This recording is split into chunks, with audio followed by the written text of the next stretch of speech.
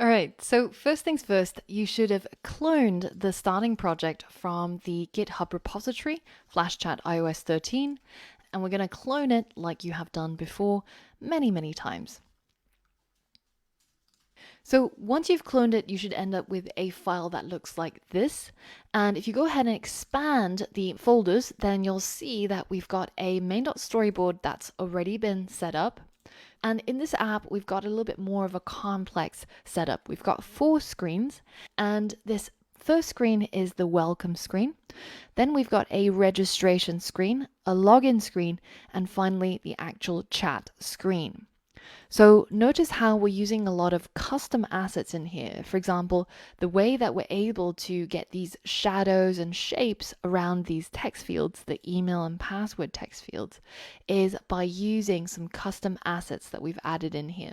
So these have their custom shadows and the shapes, and we've basically just used these as an image view so that we can give our app some custom design and make it look beautiful. Now, in addition, we've got some colors that are going to be the brand colors for our app. So we've defined these colors over here, and then we've given them a name so that we'll be able to identify it in our app.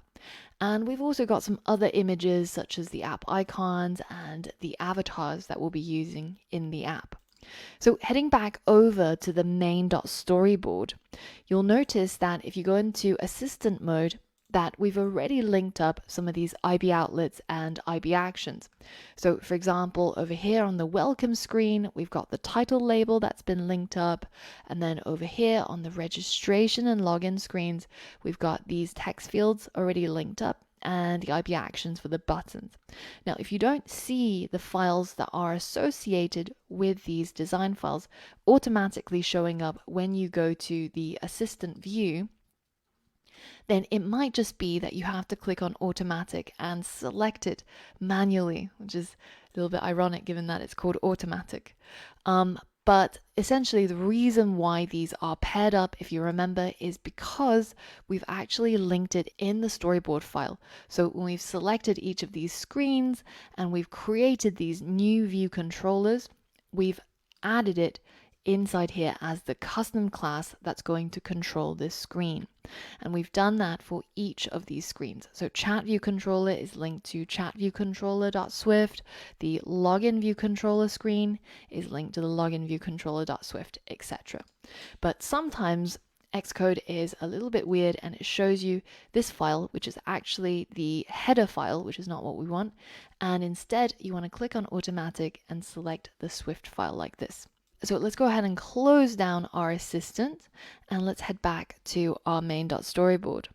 So notice that most of the components that have been added here are things that you've already seen before. So labels, buttons, text views, image views, but this we've yet to use. So this is what's called a table view, and you can get hold of it by simply going to the object library and searching for a table view.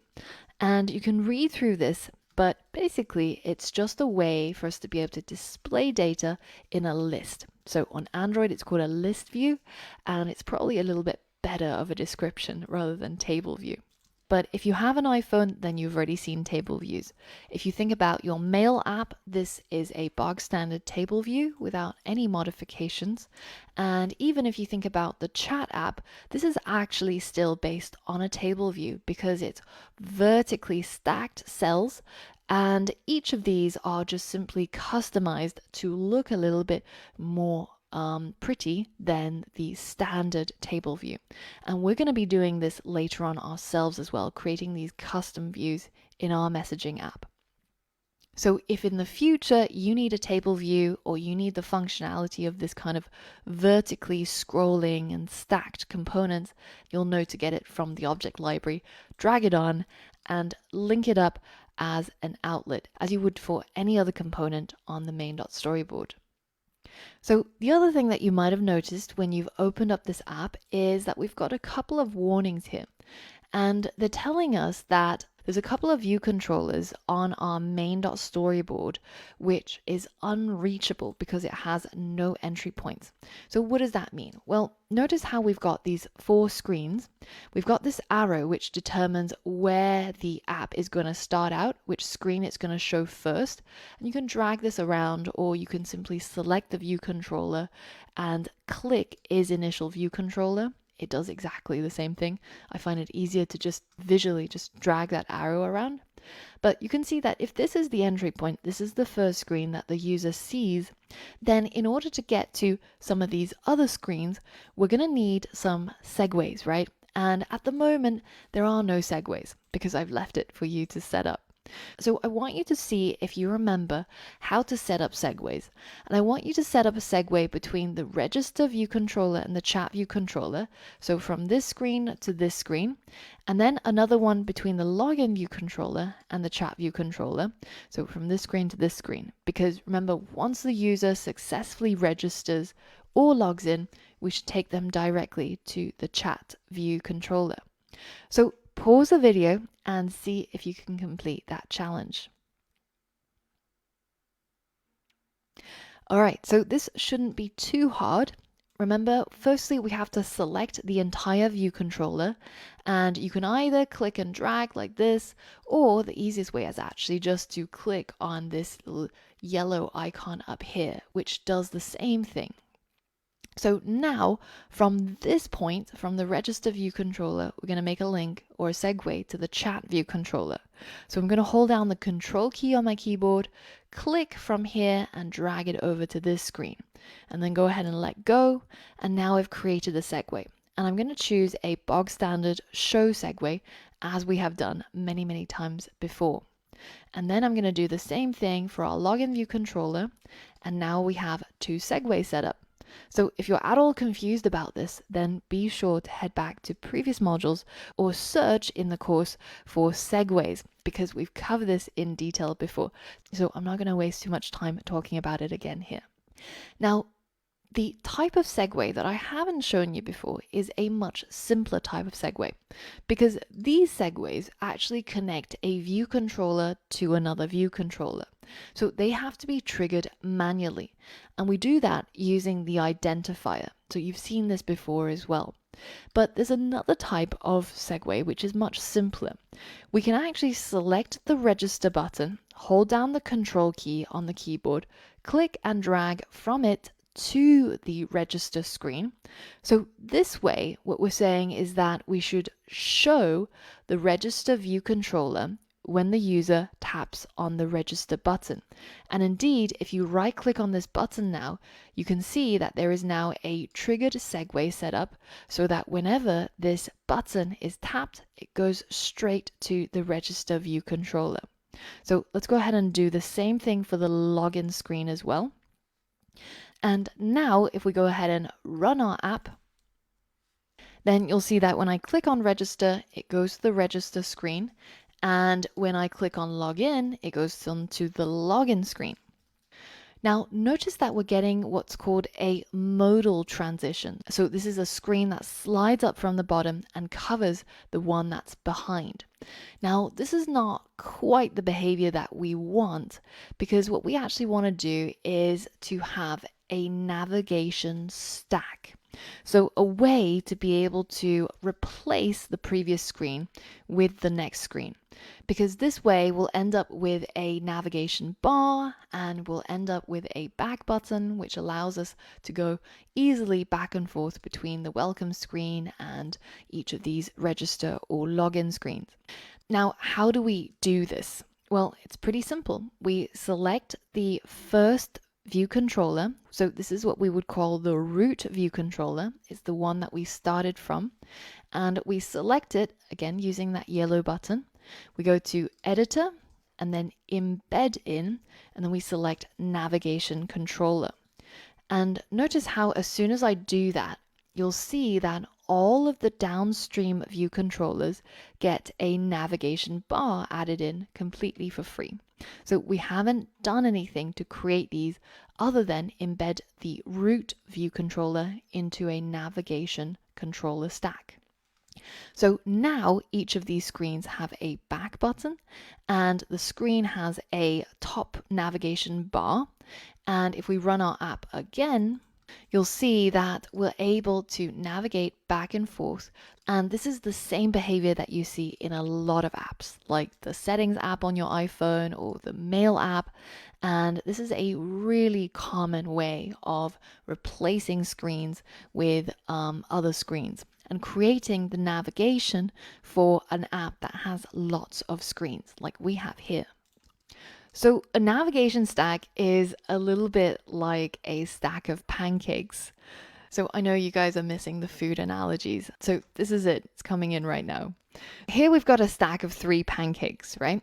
And in order for me to be able to eat the last pancake, I can't really get to it unless I remove the top 2. So the way that the navigation stack works is that for every new screen that's presented, they're stacked on top one another like a stack of pancakes. And in order to get to the bottom one, we have to actually take these off, which means these pancakes at the top will get destroyed and dismissed or eaten or deallocated in memory, whichever term you prefer. And that way we can actually get to the very, very bottom pancake. Or in our case, that would be the root view controller, which is this screen right here. So now effectively what I've got is the user will enter on the welcome screen. And then when they click on the register button, that is going to take them to the register screen. When they click on the login button, it's going to take them to the login screen. And then once they've actually been successful in registering, then do we actually trigger the segue to the table view. And once they've been successful in logging in, do we take them to the chat view as well. So these segues are unconditional, right? It doesn't matter what they've done or if they're authenticated, we don't actually care. As long as they press that button, we take them straight to the screen. But these segues down here actually depend on something. It depends on whether if they've successfully registered or successfully logged in before we actually trigger these segues.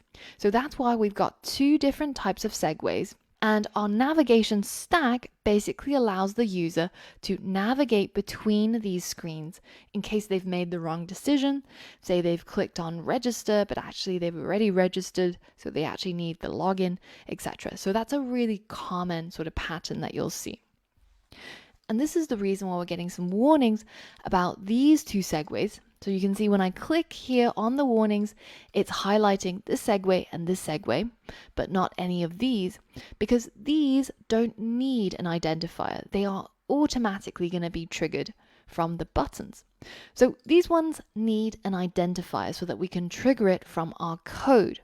So the first one I'm going to call register to chat. So this is from the register screen to the chat screen, and make sure that you've spelt it exactly the same way as I've got it here so that further down the line we won't end up with any problems of mismatch.